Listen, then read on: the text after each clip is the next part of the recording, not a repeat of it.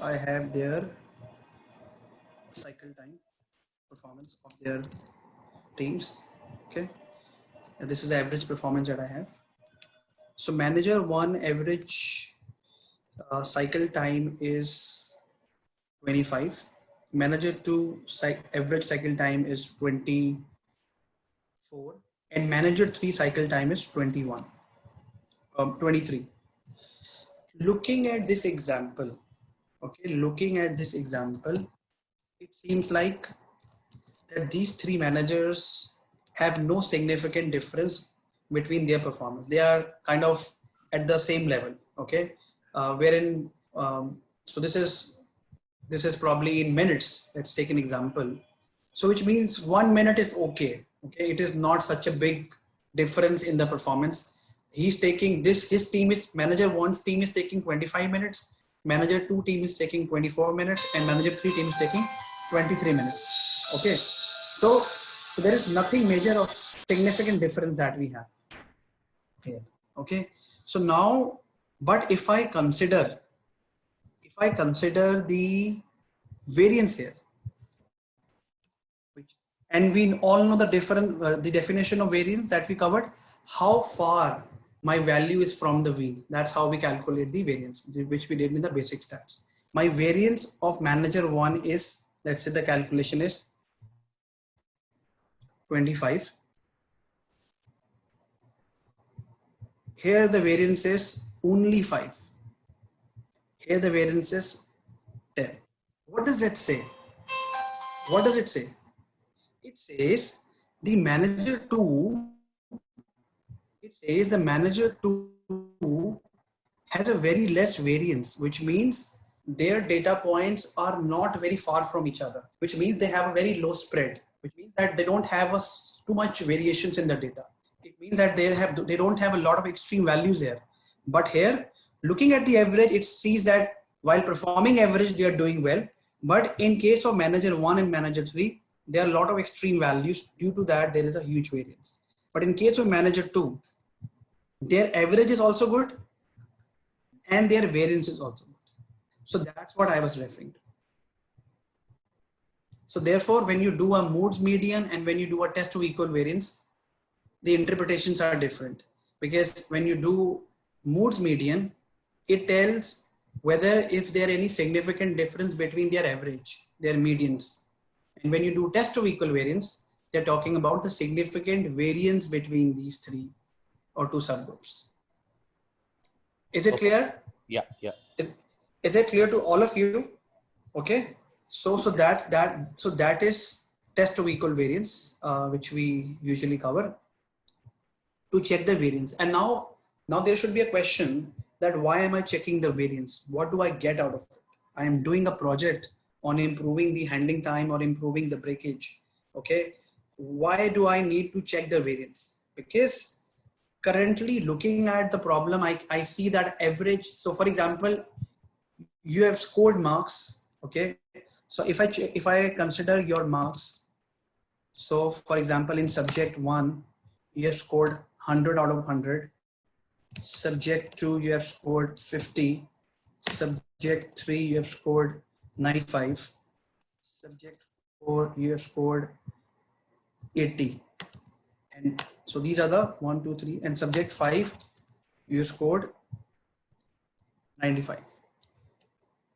If I take the average, it comes out to 84, which means their average is 84. Still there is a guy who there is a subject wherein I've scored 50, but since I've scored good marks in subject number 5, subject number 3, and subject number 1, I've got a compensation. It always happens during our school time and college times, because we always look at the average. But subject 2 is still a problem for me, right? I might face a problem in my higher studies also, because if I don't. Now, if I calculate the standard deviation here, it's 20.4. It's very high. Okay. So that's the reason I have concluded that my average is good. But what if there are variants? I need to work on that as well, right? I said it during the measure of basic stats class that why variance is not good for the process, because it will not help me to predict. It will not help me to do the forecasting. And that's the reason test of equal variance is required to be done. Does anybody have any question? Are we clear? Why are we doing test of equal variance and why are we doing the other test like one-way ANOVA or Mann-Whitney? So when we understand that which one is like for the variance, whether which one is doing good or bad, basis that we go ahead and look into that issue or problem and see how we can improve that. Is that the underlying idea behind doing this? Yes, so this is basically to check if there's any variance. Okay, if there's any variance, because the higher the variance is, which means there are some special causes, special extreme values in the data. If yes, we have to check both. We have to check both. We have to check both. So for example, in the manager case or in the subject case, like the one which had 50 as the number might have a high variance, or the manager one which had the high variance of 25. So we need to go and check what are the causes, that is because of which, even though the average is good, but we have such a huge variance for this particular team. So we have to go and understand the causes then. Okay. Absolutely. So let's take an example. You are doing a project on improving the cycle time or improving the turnaround time. Okay. So Y continuous, you're trying to improve that problem. Okay. So you have checked the one-way ANOVA, wherein you wanted to know whether if there's any significant difference between the mean of manager 1, 2, and 3. It showed a null hypothesis, which says, no, there is no significant difference between their performance. They are performing up to the mark, which says that I don't need to work on this X. Correct? It's a null hypothesis, but I would still go ahead and go for the variance test as well to conclude, okay, maybe there is no significant difference between their performances. Could be there is a significant difference in the variance also. Okay. So let's do a same example and cover test of equal variance and one-way ANOVA and see what differences that we get. Okay. Let's do that. So this is the data that I have. Okay.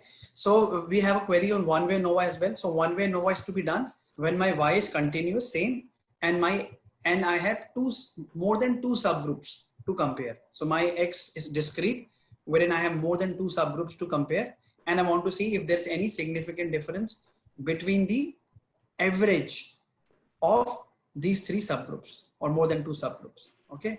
So let's do first one-way ANOVA.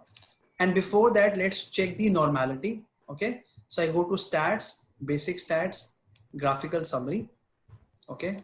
So I mentioned HT as a variable, which I am checking. So my p-value is lesser than 0.005. Yeah. Yes. Right. So what sort of a data is this? We will accept alternative hypothesis. We will accept alternate hypothesis. That's correct. Right. That is correct. And it's a normal data or a not normal data? It's a normal data. It's a normal data. The p-value is less than 0.005, so we'll yeah, so it will be normal data. P-value is this less than, or so p-value is lesser than 0.005. So we would say it's a normal or not normal?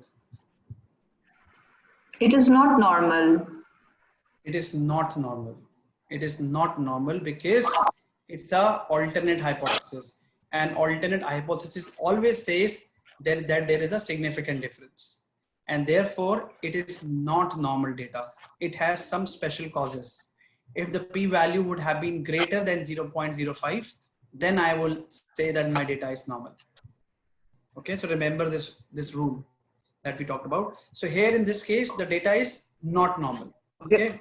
Okay. Simar, can you just repeat the last line? I just missed it. Okay. So if the p-value is greater than 0.05, which means that there is no special cause variation, it's a null hypothesis, and null hypothesis always says that there is no impact. Therefore, we would conclude this as a normal data. There's a normal data. Okay. However, if the p-value is lesser than 0.05, we would conclude it as an alternate hypothesis, which means that yes, it's an Right. alternate hypothesis, which means that there is a significant difference, or there is a special cause there in the data, and therefore we would conclude that as a not normal data. Not. Okay, so here in this example, my data is not normal. Okay, and I will not be able to do the parametric test. I will be able to do the non-parametric test, which are not normal scenarios. Okay, so in that case, I won't not be able to do the one-way ANOVA. I will be able to do the Moore's median, or maybe Mann-Whitney, depending upon the subgroups that I have. Okay, so let's do the non-parametric. Okay,